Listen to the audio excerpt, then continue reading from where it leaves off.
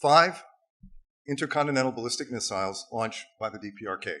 That's over 30 times the DPRK has threatened the peace and stability of its neighbors and the international community.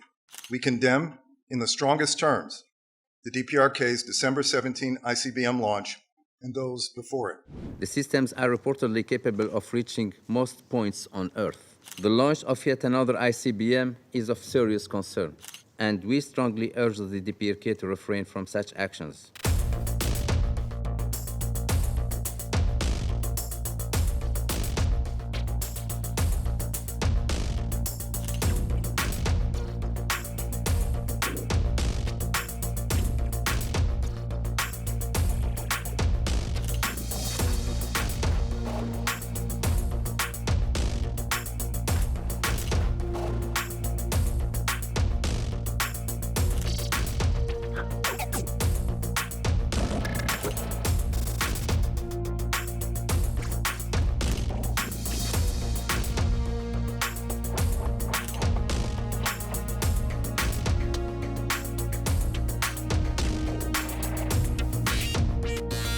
Five Intercontinental Ballistic Missiles launched by the DPRK. Over 25 other ballistic missiles, plus 3 satellite launches using ballistic missile technology, all in this year alone. That's over 30 times the DPRK has threatened the peace and stability of its neighbors and the international community.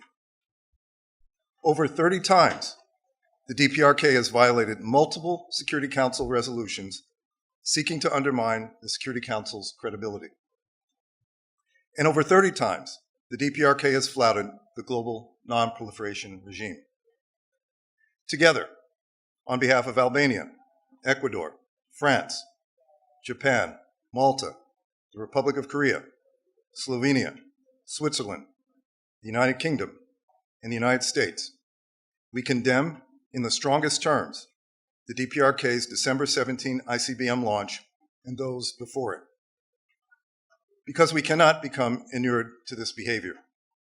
We cannot turn a blind eye to the DPRK's continued pursuit of nuclear weapons, or for that matter, its malicious cyber activity and flagrant human rights violations and abuses, including those involving abductions. Council silence sends the wrong message to Pyongyang and all proliferators.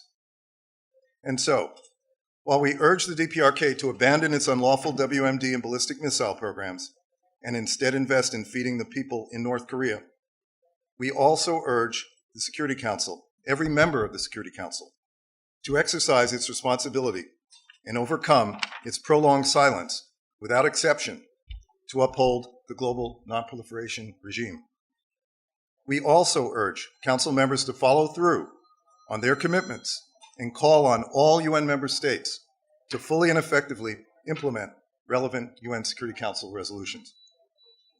That is how we prevent even more launches this year and how we prevent the count from starting anew on January 1. That is how we encourage the DPRK to engage in diplomacy and how we help the North Korean people suffering from food insecurity and a lack of basic humanitarian goods. And that is how we fulfill the Council mandate of maintaining international peace and security. Mr. President, members of the Security Council, according to the official news agency of the Democratic People's Republic of Korea, DPRK, and various government sources, the DPRK launched the Hwasong-18 type Intercontinental Ballistic Missile, ICBM, at 8:24 a.m. local time on 18th of December. The missile flew a distance of approximately 1,000 kilometers and reached an altitude of 6,500 kilometers before falling into the sea. This is the 5th launch of an ICBM in 2023, following a Hwasong-15 in February, a Hwasong-17 in March, and solid-fuel Hwasong-18 missiles in April and July.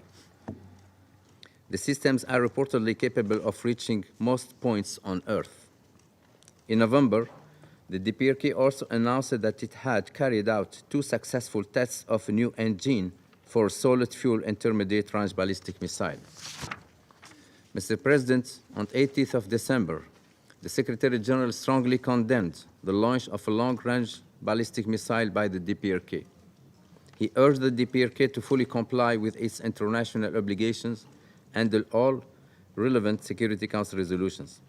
He also reiterated his call on the DPRK to reopen communication channels and to resume dialogue without preconditions to achieve sustainable peace and the complete and verifiable denuclearization of the Korean Peninsula. Mr. President, the launch of yet another ICBM is of serious concern. Despite numerous meetings of the Security Council on this matter in 2023, the DPRK did not heed the strong call from members of Security Council to refrain from further launches. In addition, regrettably, the DPRK did once again not issue any airspace or maritime safety notifications. The unannounced launches represent a serious risk to international civil aviation and maritime traffic. Recalling that on 21st of November, the DPRK successfully placed into orbit a reconnaissance satellite using ballistic missile technology, announcing it will launch several reconnaissance satellites in a short span of time.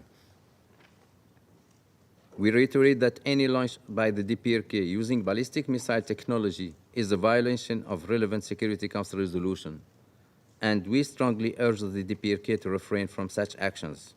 Mr. President, at this particularly difficult moment in securing global peace and security, it is imperative to de-escalate the situation on the Korean Peninsula to create an environment conducive for cooperation.